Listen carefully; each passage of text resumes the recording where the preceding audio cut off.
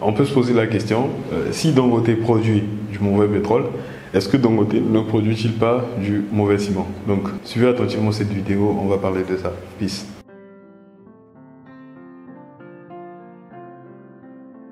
Je suis Sergil Berdy de Alpha Construction. Aujourd'hui, nous allons parler de Aliko Dangote. Aliko Dangote, mais surtout du ciment Dangote, et c'est un problème avec le pétrole. Il y a ce problème avec la raffinerie de Dangote où on l'accuse de rendre du mauvais pétrole raffiné.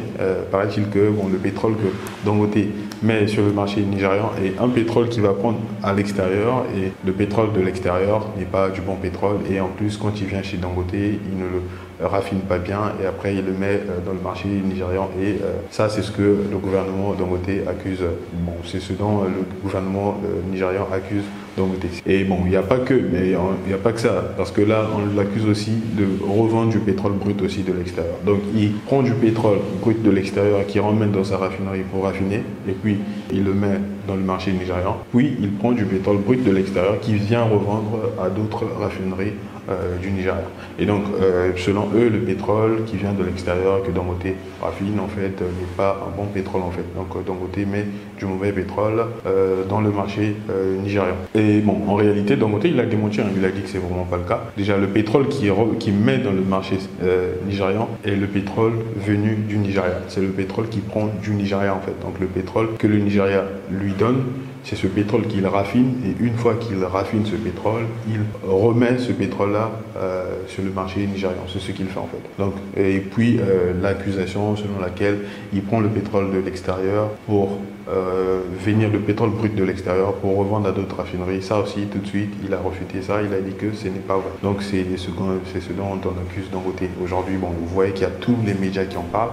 Il y a plusieurs chaînes YouTube qui en parlent. Voilà, il y a des grands médias qui en parlent un peu partout. Il y a beaucoup d'articles qui sont écrits dessus et voilà. Donc on espère qu'ils vont trouver une solution à ce problème-là. Et peut-être qu'il y a des gens qui se posent la question aussi, et si Dangote vend du mauvais pétrole, sachant qu'il a l'une des plus grandes cimenteries d'Afrique, les cimenteries appartenant aux Africains, en fait, détenues par des Africains. Pour ceux qui ne le savent pas, il y a beaucoup de cimenteries que vous voyez dans plusieurs pays, mais qui appartiennent à des grands groupes français, en fait. Donc il y a des cimenteries que vous voyez dans plusieurs pays, ça va être au Sénégal, au Bénin, au Burkina, au Congo, au Tchad, partout en Afrique. Vous allez remarquer qu'il y a des grandes cimenteries qui sont là. Vous vous dites que c'est des noms locaux, mais en réalité, c'est des cimenteries qui sont détenues par des grands groupes, en fait, des groupes étrangers. Généralement, c'est des groupes français, surtout dans les pays, ceux qui nous suivent le plus, en fait. Donc, ça va être les pays d'Afrique de l'Ouest et puis les pays d'Afrique centrale. Donc, c'est ça. Et du coup, Dangote, lui, il a, comme je disais, Dangote, il a l'une des plus grandes cimenteries vraiment appartenant à un Africain.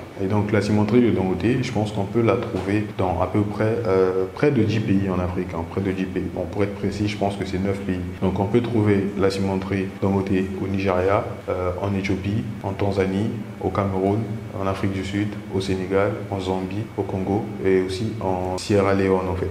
Donc vous avez remarqué qu'il est présent en Afrique centrale, en Afrique de l'Ouest, le sud de l'Afrique et en Afrique australe aussi en fait. Vous allez remarquer que dans toute cette zone-là, Dangote est là en fait. Là où Dangote n'est pas aujourd'hui, c'est peut-être au Maghreb et vers la corne de l'Afrique en fait. C'est là où Dangote n'est pas, mais sinon il est un peu partout en fait. Donc vous voyez qu'il a une très grande cimenterie, il est présent partout en fait. Bon maintenant, la question de savoir est-ce que le ciment que produit Dangote est un ciment de bonne qualité ou c'est un ciment de mauvaise qualité en fait. Déjà, le ciment en fait c'est comme tous les produits en fait qu'on consomme en fait. C'est comme tous les produits qui peuvent être consommés en fait.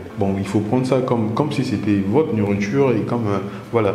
Donc vous avez de la nourriture qui est produite, je sais pas si c'est, je vais parler des boîtes de conserve en quelque sorte, qui sont produites dans des grandes usines ainsi de suite. Tant que ces produits-là ne sont pas bien conservés en fait, ces produits peuvent être bien fabriqués en fait, suivant toutes les normes en fait. Mais si ces produits ne sont pas bien conservés, naturellement ces produits vont perdre leur qualité en fait. Et voilà, ils vont perdre la qualité et après, une fois que vous allez les utiliser, vous allez vous rendre compte que ces produits ne sont pas bons en fait.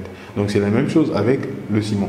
Donc Dangote, comme les autres cimenteries, les cimenteries c'est des grandes usines en fait, c'est des grandes sociétés, vous voyez. Donc du coup, je pense que c'est des trucs qu'ils ont vraiment fait. Il y a beaucoup de sérieux dedans en fait. Je ne crois pas qu'on rigole. Non, il y a beaucoup d'analyses, il y a beaucoup de tests qui sont faits. Il y a des laboratoires dans les cimenteries. Je suis sûr qu'avant d'ouvrir une cimenterie, il y a beaucoup d'analyses qui sont faites. Il y a beaucoup de tests qui sont faits que les États doivent valider. Voilà. Et donc, d'un côté, normalement aussi, il a ouvert des cimenteries dans plusieurs pays. Je pense qu'il a validé tous ces tests-là en fait. Donc il a validé tous ces tests, tous ces essais-là, il les a validés en fait. Et après, qu'est-ce qui se passe? Lui, il produit du ciment maintenant qu'il va revendre en fait. Qu'il va vendre, qu'il va mettre à la disposition des revendeurs. Parce que Dangote ne peut pas livrer, il peut pas livrer tout un chacun de ciment chez lui.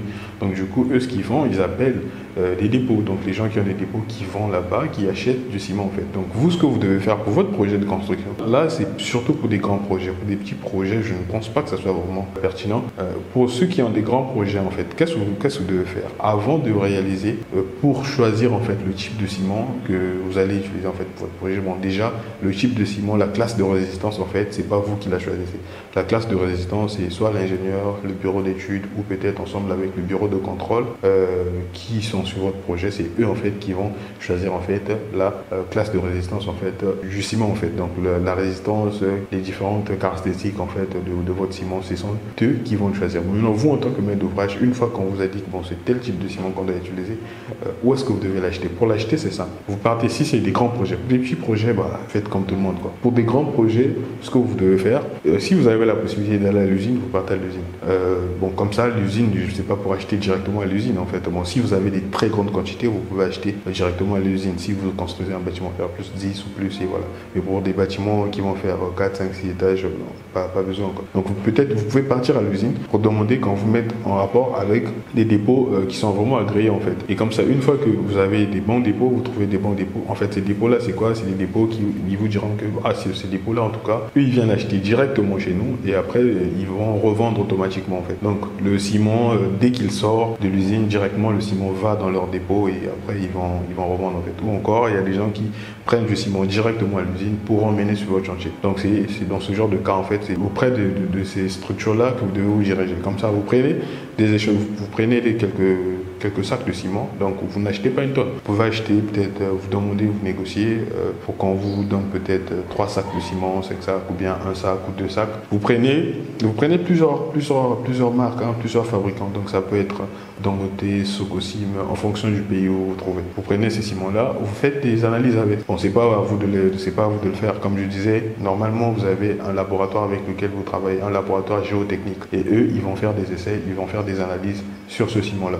Donc, une fois qu'ils auront terminé, normalement, ils vont même faire la formulation du béton avec. Ils vont essayer de faire des essais de compression, tout pour voir la résistance en fait du ciment. Une fois que les résultats seront prêts, ils vont vous remettre et après, ils vont surtout vous les interpréter, vous dire que bon, nous avons comparé deux marques de ciment différentes et donc d'après nos résultats, on pense que tel ciment, déjà, si les deux ciments sont bons, ils vous diront que les deux ciments sont bons, mais celui qui offre une résistance plus importante, c'est celui-ci.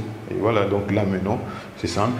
Vous pouvez vous dire non, désormais, on va acheter chez ce fournisseur, on va acheter telle marque de ciment, mais pas que on achètera aussi dans tel dépôt en fait. Parce qu'il y a certains dépôts qui ne conservent pas bien. Comme je disais, je prenais l'exemple sur la nourriture que vous mangez en fait. Tant qu'elle est mal conservée, quand vous allez manger, vous serez malade, vous tomberez malade en fait. Donc c'est la même chose avec les bâtiments en fait. Donc un ciment qui a été acheté en janvier et qui va être revendu en mars, forcément, sachant qu'à l'usine, il n'a pas été sorti au même moment et vous ne savez pas les conditions dans lesquelles ce ciment a été conservé, vis-à-vis des intempéries et ainsi de suite, tout ça.